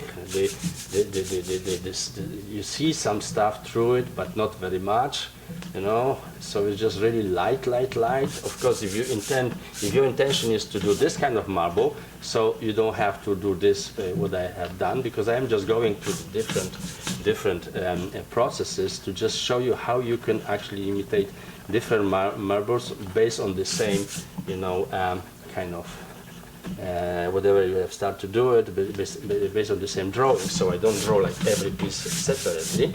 That's why I am just showing you how you can play with it. And let's, for example, if you would have, for example, here a floor, in marble for this chair, for example, surface of the marble plaques, for example, okay? So we would go, somehow around those lines with the plaques, okay? And now, if you want to imitate the marble here, of course, you would go, You would go and you go a little bit. Let's say, go some kind of grayish. So one plaque would be that way, the other would be a little bit that way. So you don't have to go like everything in the same direction, because it's a little bit not natural. But sometimes, of course, it depends how you want to show the marble. You can do it this way and this way. So I'm just like, trying to a little bit. Imitate some kind of marble-ish surface for the chair here, very fast. Of course, with the paper stack is much more, pleasant, because it's faster, to do this kind of, imitations. Okay, and of course, if you spend time and elaborate as we could, do as I show it to you, you can do perfectly well. And add some kind of black parts, a little bit much more evident in certain places, so the marble will be much more, kind of resemble much more a marble, this floor. And of course sometimes you can actually take the gray and do some kind of second board, just to emphasize that there is some kind of form of this on the marble. You have kind of floor which it's just emphasizing the dimensionality of those plaques. Of course you can go with a little bit much more darker these parts, a little bit here with the black. You can make some kind of forms, so you can actually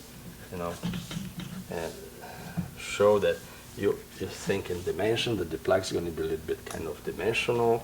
So you're going to have some kind of relief. So it's not going to be just plaque, but there's going to be kind of surface approximately kind of like this, like this, like this, like this, like this, like this, like this in the floor. So that's what, if you want to do it, you can actually go and emphasize this even further, to get this kind of floor, here and there, here and there. Of course, some parts you just add much more, shadow from here and there, okay, and you can get it, perfectly well. And now, of course, what is missing here is the reflection of the chair. So basically, if you have legs, you just go there, you just go stronger lines, reflections you have there and there. Okay, you can go even like this, like this, like this, like this. And of course, add a little color if there's wooden parts. So we just go like a little bit kind of, add a little bit kind of yellowish reflections here. If you have kind of metallic, you just get a little bit kind of bluish part here and there. You do reflection because it's very important. And of course, all entirely the chair, here this part you can always reflect on some kind of forms, which was blue or something, and a little bit black on top of it. So we just kind of imitate some kind of reflections which would approximately be possible, a little bit of green stuff here and there, and now with the paper stack, if you just get and little, mix everything, all the shadows and everything, you will have some kind of impression. Of course, further you go, you will see also impression of the seats somewhere much more evident there and there, okay? So you do the same with the paper stack, okay? Everything. And at the end, of course, is our favorite tool, is the gum, which you can actually do some kind of really, stronger. You see, erase certain parts of it, so you're gonna get like kind of really reflection of the plaques, okay? So the same here. Just cut it off a little bit. It's gonna be much more natural, realistic. Of course, if you take time, as I said, you need time for this stuff, and not just kind of, even here you see when the chair is touching, actually you could actually everything make it white, so it's going to be much more, dimensional, this part, okay? So that's how we can work. Of course, here you can also press to the veins a little bit, the marble work, as we're working here. You can erase some parts in this, to get this much more marblish kind of look, okay? So this would be, let's say, how you could imitate kind of marblish surfaces. Now maybe a little bit about bricks. So for example, brick, if you imitate the brick wall, in general rule, the brick wall you have kind of, the bricks are composed most of the time, in such way that you have part of it, like always between the wall is kind of going always, each brick is going like kind of between the other, okay? So of course you don't, if you want to have perfect imitation of the bricks, you really need to have the,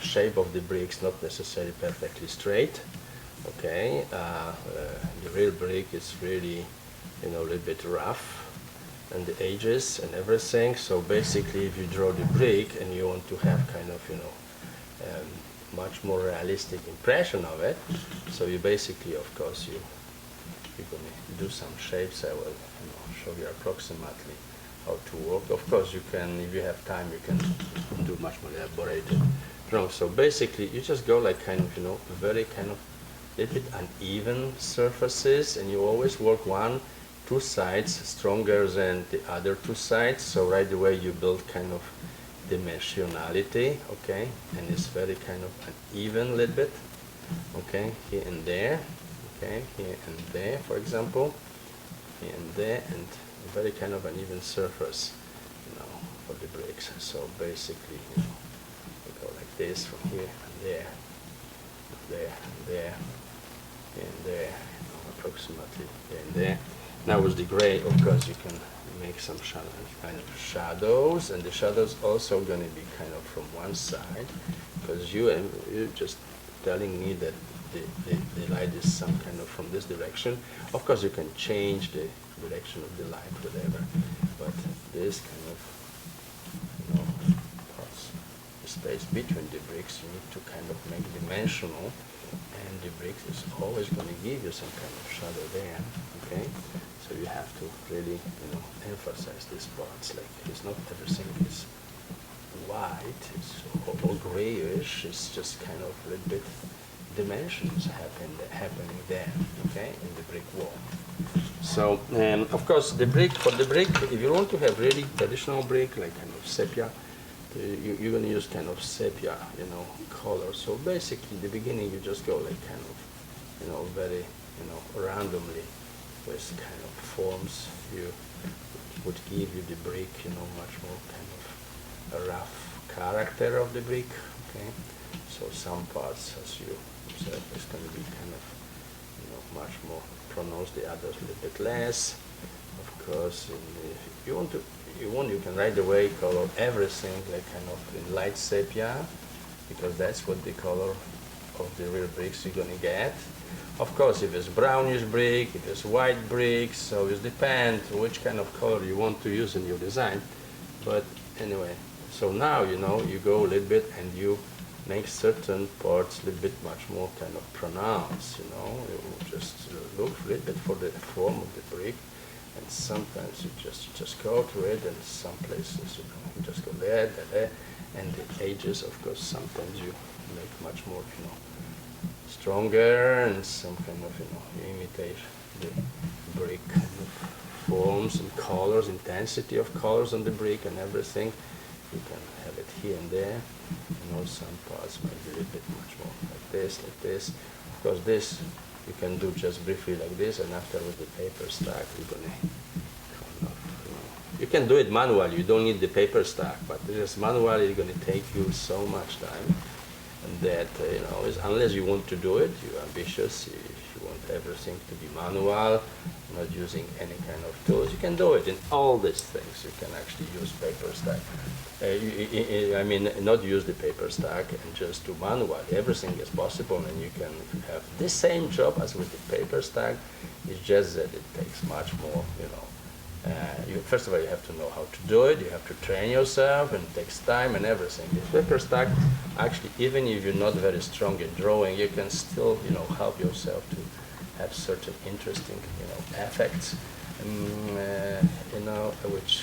which normally by hand you're not able to do it. So, and that's why it's so useful for many designers or many artists, illustrators, whatever, because they get faster done whatever, what normally they would spend really a lot of time on it in order to get it right, okay? So you just do it, like this, a little bit with the stack. Of course, this parts here also, you just emphasize a little bit there, just work the dimensions. If it's not enough, of course, you can, with the black, you can emphasize even more certain parts, but do kind of irregularly. So sometimes you can even have some kind of white coming, between the brick and the shadow on this, So just you don't have to like everywhere be kind of, to the line and everything. You can even emphasize the black certain parts and down, because the light is from the top. So the only thing you can do is actually in the base is the brick, So just go. Of course, you can also with the black make a little bit, much more structure here and everything, but the best would be in such case maybe even burn umber, because it is much closer to the brick kind of color and everything is depend. Okay, or you can simply continue with the sepia, but you just go stronger, you just go stronger, and you just go much more for the brick, the impression of the brick and everything. So just go there, and the irregularity of the wall, the brick wall, you can go and look at something along those lines. So if you do it perfectly, you take your time and go with this, you can do really nice things, or just with one color. The same you can do wood with one color, or pencil, whatever. You just need to show it one color design. It's the same principle. You just work with one color, one tool. So now we go a little bit add a little bit much more dimension to our bricks. So you just emphasize some parts, to give a little bit, impression that the surface is not the same, not perfectly even, because if you do like kind of red, everything is too even, so you want to really imitate much more realistic. A brick, you need to work that in such way so they look much more realistic. Of course, you can always make stronger certain lines on top and everything, that's so just like cut off much more. Normally, if I would do it in a small paper and nothing would move like here, so it would be, perfectly done. But there's a kind of this is just as I mentioned, this simply show you how you can deal with it, okay, and what you have to look for. So remember, the shapes, whenever you do, just partially, not like outline the brick with perfect line, because that doesn't exist, and they look like maybe, but if you go closer, and if you want to have the roughness of it, sometimes you can even apply a little bit much more, the reflection of the brick of the, joints here, so make it much more kind of unified, the wall, not necessarily kind of thing. And of course, afterwards, either with the black or with the black marker, you can still go and work some kind of additional kind of contrasted stuff, but partially not. You don't like kind of just around a little bit, just here and there. So the brick gonna be like kind of much more here and there, here and there, here and there. Just kind of play with it a little bit, much more contrast in it. Or you can do with it, when you do with the pencil, it's much better, because unless you're not using completely just the markers, it's much better because you're getting better dimension, and you can with the paper stick a little bit elaborate this, and spread a little bit and everything. So just finish with the brick a little bit. So now you like the joints much more connected everywhere.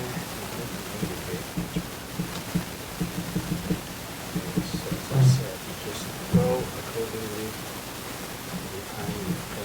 If you just sketch, this is already good to just imitate and show. But if you want to elaborate this sketch a little bit more, and the final presentation even, and everything, not on the computer, you have to be much more careful, and the process has to be much more longer, because we really have to do a nice job, good job, to really get this what's with the client. Blackness is everything. So, that's approximately how you can go. You can, of course, go a little bit with the green on top. That green becomes brownish, but you don't have to do this. And also go with the raw burn umber to get some really, much more stronger forms of the brick. So, of course, you can look it here and there. And then the base makes much more rougher. You can add some kind of points in there. That you can do actually with the sienna as well, to add some kind of points. So some bricks, they have a lot of small holes.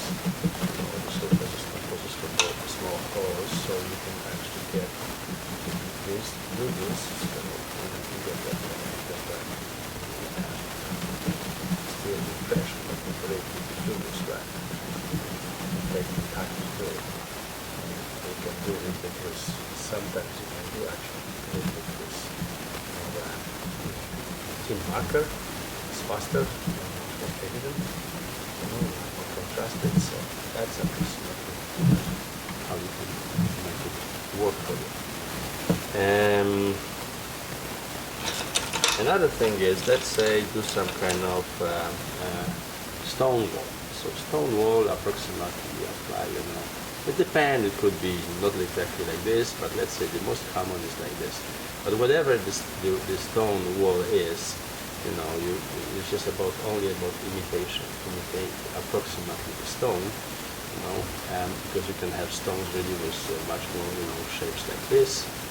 Stone walls is not always, rounded. Sometimes you have this kind of stones, much more rectangular, in form.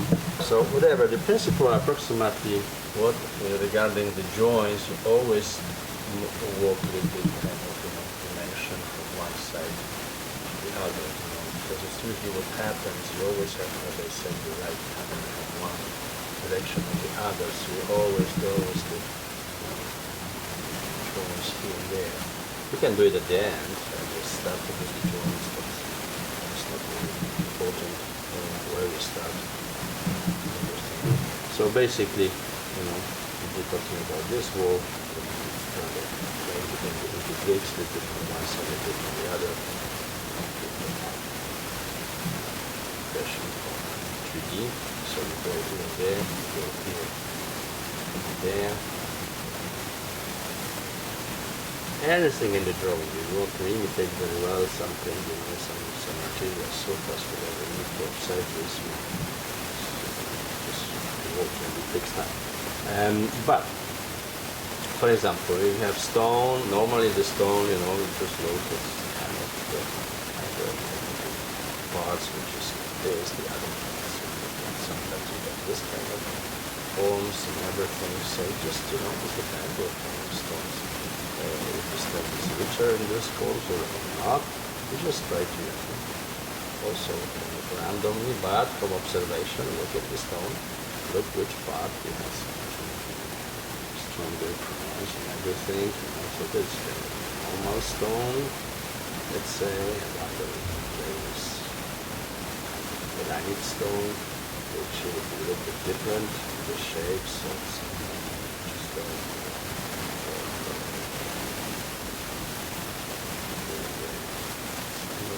need to make a dimension so the only way to do it is if the applications kind of forms either imaginary but not necessarily, because you really want to do perfect stone like but you have to feel about imitation of it, impression, it's something this from the stone, so this kind of stones might have only this kind of lines and stuff, it's supposed to be around those lines, rounds, this, for example, some darker, some lighter, lights forms the impression of this thing for us, and of course with the paper stack is faster, so you just can spread this stuff and let it go, and it's going to give you much more realistic touch of the stone. The same if you pass through the grid scheme, so it's the same. So we go here and there.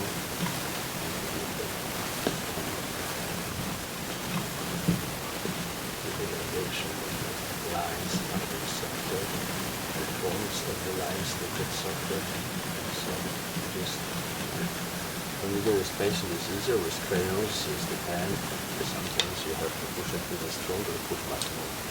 So if it's much more stronger, but if this is, for example, just stone, so you can use it likely to emphasize the forms of the stone, not everywhere, but some of the parts, okay? You can either actually go and make some kind of,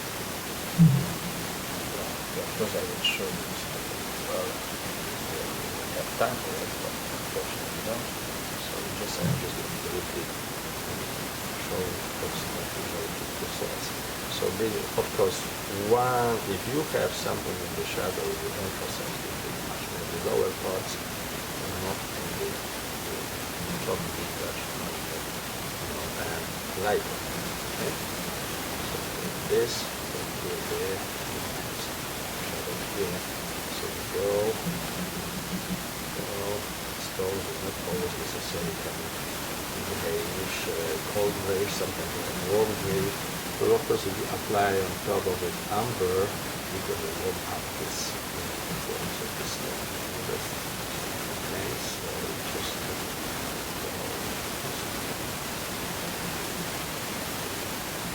passages. This liquid goes below amber, and burn amber.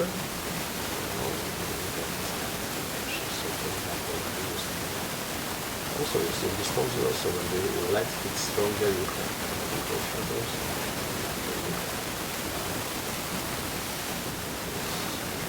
Now, of course, ideally you would kind of emphasize that with some of those ones that are much stronger. This line could be much stronger, could be almost better.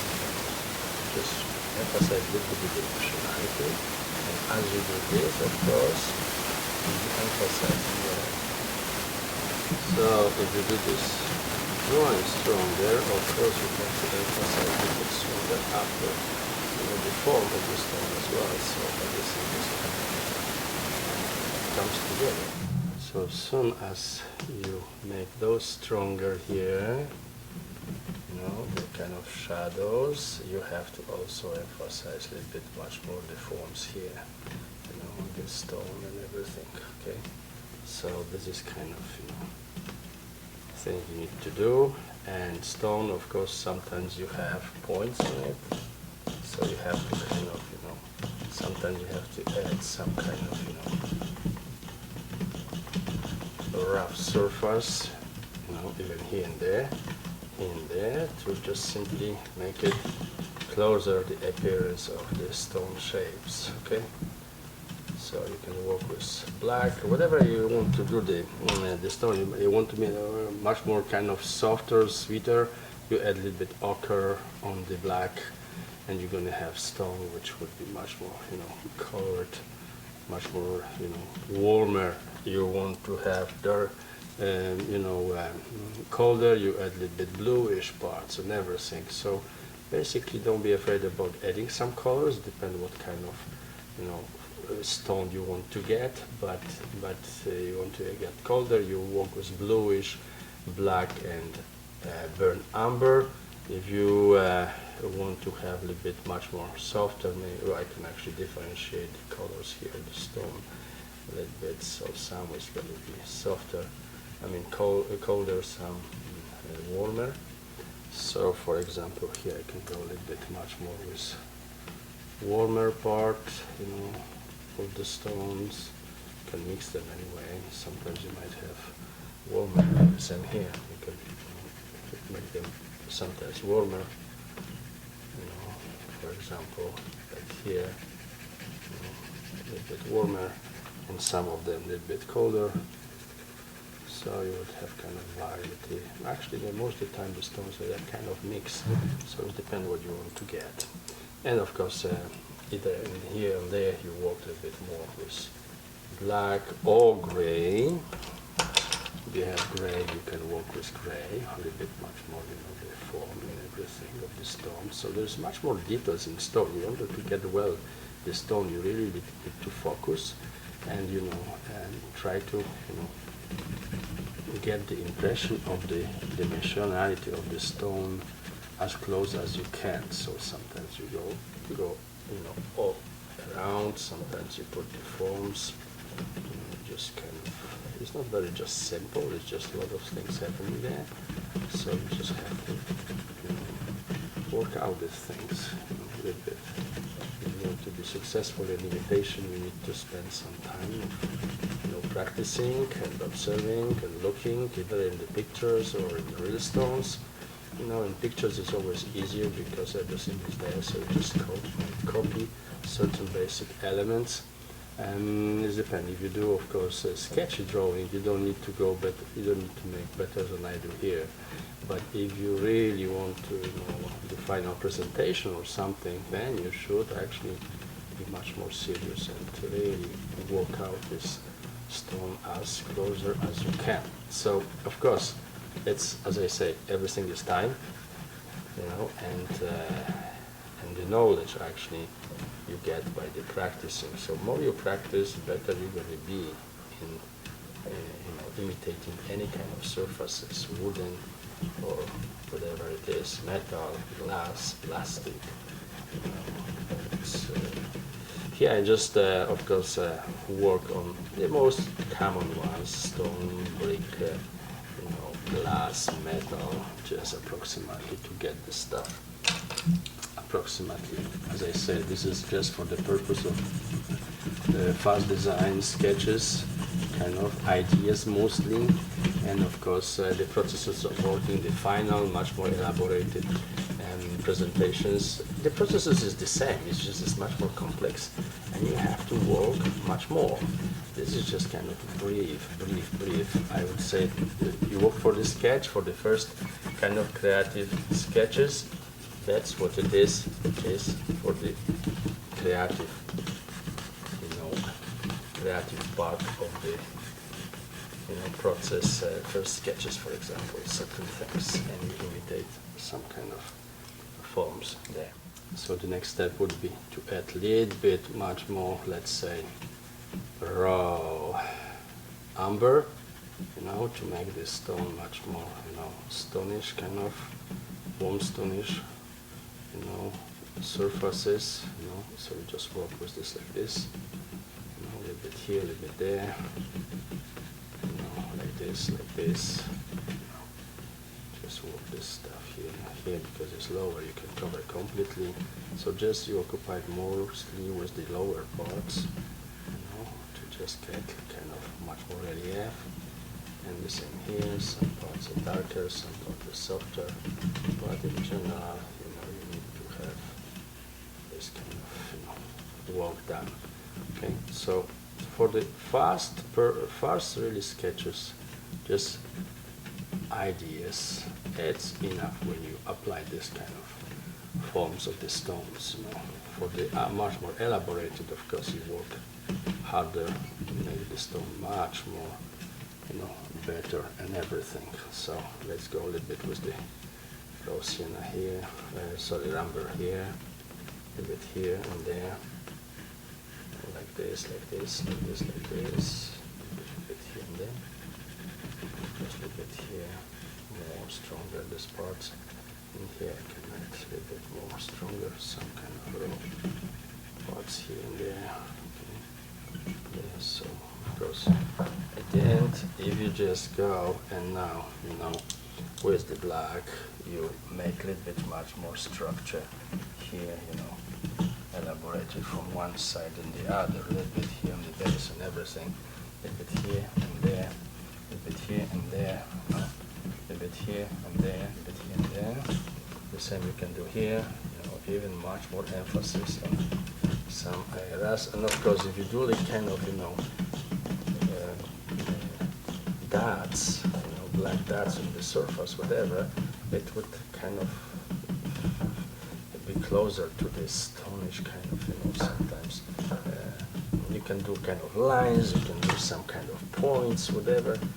You can get much more closer to the, stone surface, an impression of the stone.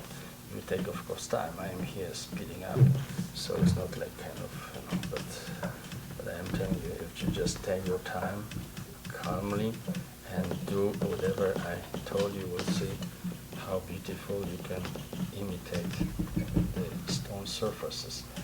So kind of, you want to do it well, you have to really spend some time on it and be kind of, good observer, look at the stone and everything. And it's much more, elaborated process if you want to really do it well. After you have to, at the end, look really for the global kind of entire form of the stone, much more, finish, contrast with everything. So it's really a lot of work with the surfaces. So it depends for the purpose on it, and sometimes just wanted to spend a lot of time because it depends, in decoration, project of decoration, a theatrical scene, or whatever. That's the things which you need to really work nicely. So everybody would have really good look at what is going to eventually you propose them for the scenario in the theater, for example, or interior design or something. That is the areas when you really need to work on the stone much more, elaborated way. So after, of course, certain parts, as I told you, leave the white only where is, some parts, but most of them you just go like this.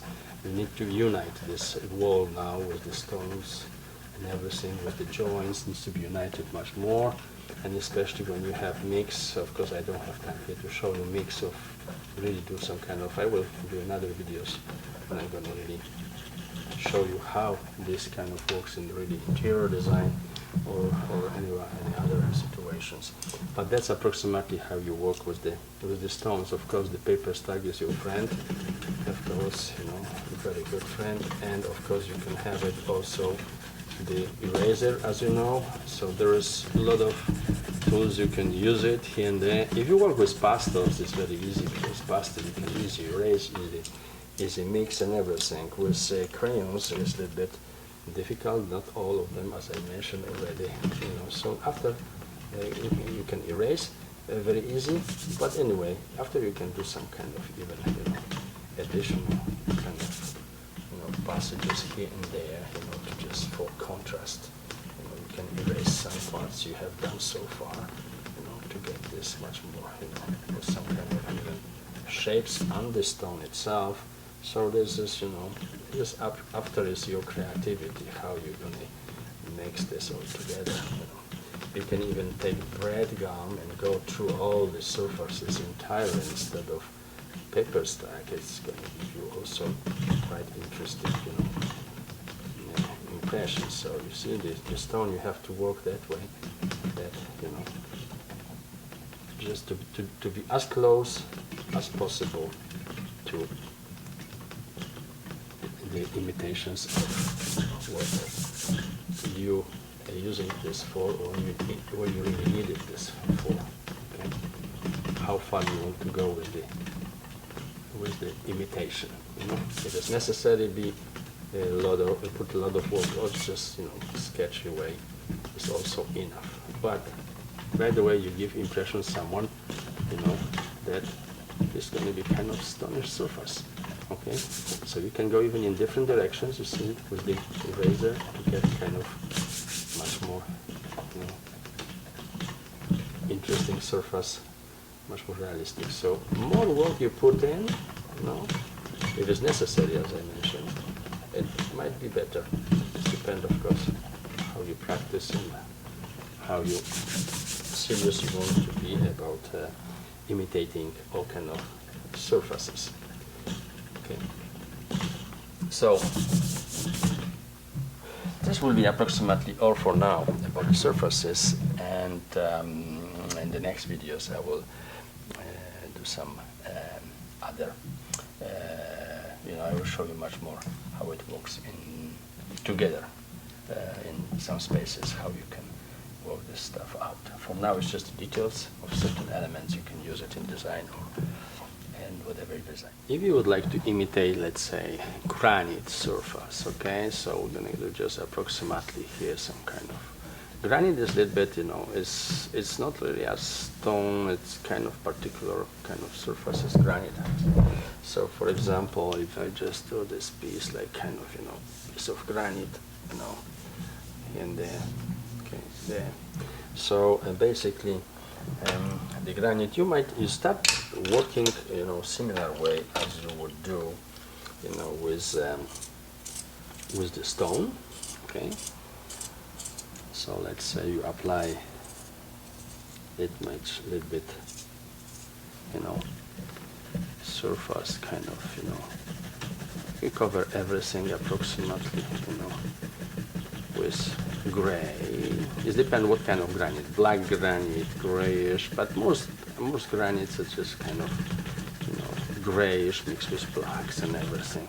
And then blacks and granite, you have kind of, pieces of,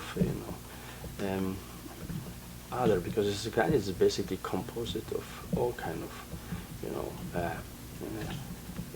minerals and everything, rocks and all kind of different kind of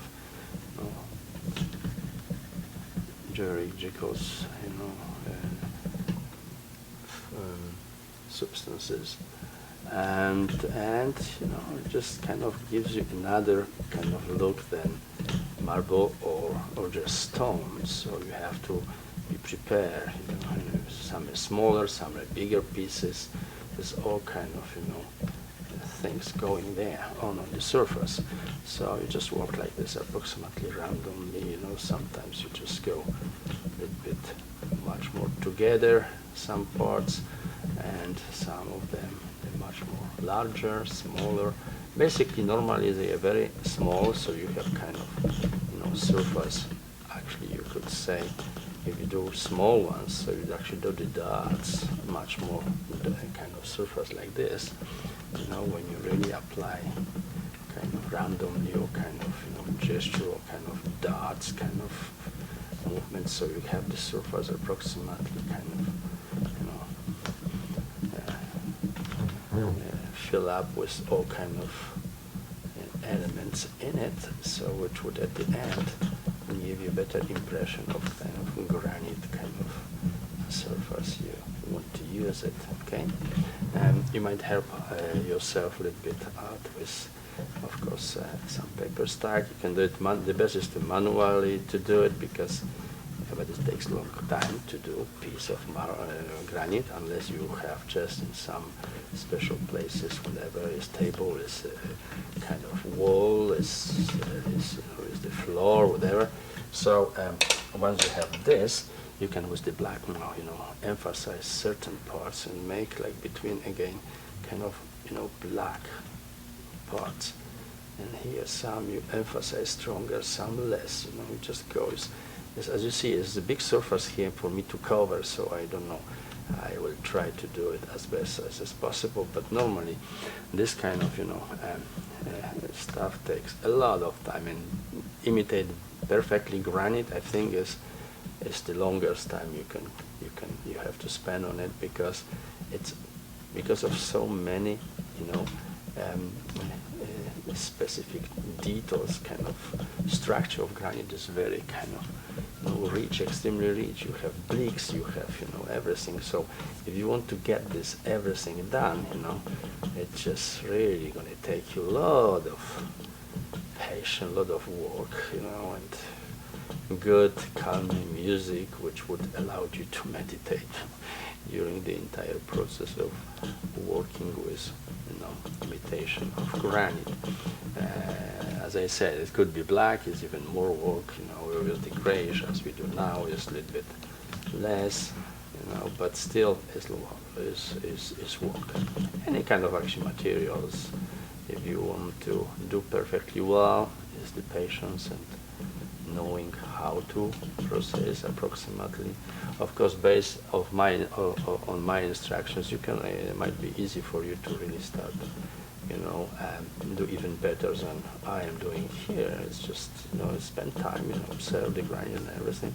I am going like Speedy Gonzalez here, so it's just kind of, not really, normally I would take much more time, of course, it depends the purpose. And of course, sometimes, with the black, you can, some places you can make it like kind of a little bit bigger surfaces, of the black, some less, so you just show that the granite has kind of the granite brick or granite kind of stones, which they used to do before the, streets in the cities, so granite was very popular. It was very, because it lasts forever. It's very resistant, and it's very, really, it's worth it to invest, because you have for centuries. After it goes, we can add a little bit, some kind of greenish color, some parts, some kind of, bluish. It can really, give kind of different, richness to this block of granite, because granite really, if you look closer at a lot of colors, all kind of colors you can actually find if you look really closely. There's such rich surface that, you know, and with the paper stack, if you want, you might unify it much more. This some spaces, you know, you might unify them much more better. And of course, again, a little bit more black. You know, you can do it, but now you just, the final processes is really emphasis on the certain parts, and maybe the dots even in some areas make it stronger, the dots, so the surface is going to be really kind of granite look like. Okay, so it's, as I say, it's just, you know, a lot of stuff to do in order to get it perfectly done. But anyway, and for the sketchy kind of purpose, you can actually, by a few gestures, you can imitate something which would, let's say, approximately give the impression that there's going to be some kind of the stone can be granite, not just stone, but, you know, granite surface, you know, composed. So if you put some dots here, there, you know, you make it, the granite, much more, you know, evident in certain places. Okay, because in the granite, if you look at a lot of dark small stones beside the, you know, because it's depend, as I said, it's composed of different rocks, different pieces of earth and, you know, rocks under the pressure and everything, the volcanic, you know, whatever happens inside our earth, there's a lot of things happening there. So all you have, the granite really is composed of many things. And of course, the granite, if you want to do brick, there is not even the little kind of roughy edges have. So take this in consideration.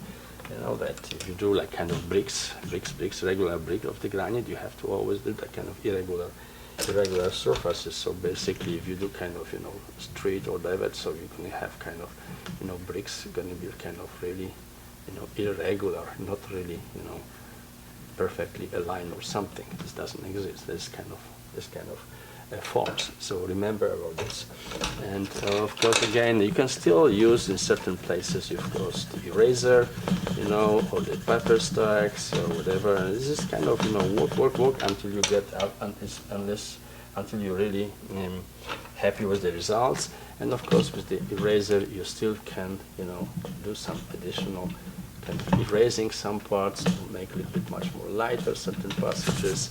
You know, it's just you mix those everything together. So in order to get even some edge, you know, maybe give some dimension to this, you just erased edges a bit, you know, and then you're going to have much more irregularly, not like regularly, irregularly. Certain parts you erase, certain you leave, so it's going to be kind of, you know, irregular erasing, and this would, you know, help you to, you just erase some parts. My eraser is almost finished, so yeah, that's how it works. And even inside, whatever, you can go a little bit like this, like this, like this, like this. You know, just try what works for you. You know, what gives you the best, you know, impression of surface of the granite. Yes? So that's how you know, play with it. Might some places a little bit occur to make a little bit much more, you know, colorful, and whatever you see in the piece of granite you look at, you might really try to put little in your granite, you know, surface you try to imitate. But the most common is, of course, is if you use black, you just add a little bit much on this surface. You go and you work a little bit much more with black, you know, cover this, whatever you have done. And after stronger, even, you know, you can do, if you want to have this really dark, so you go like randomly with the pencil and everything, and after you can take actually marker, and with the marker you can do some kind of much more, you know, stronger, you know, kind of dots here and there, you know, some kind of forms, not everywhere, but just kind of some of them, to just emphasize a little bit, and just the same, the form of the granite, whatever you would do here and there. So if you do here, would be kind of, much more irregular, okay, everywhere. Just remember this. Okay, so I'll show you here like kind of just all the basic kind of imitations of materials, which is much commonly used in design. And but of course there are others. You just remember whenever it's rounded, you need to have the core shadow. This emphasizes the roundness.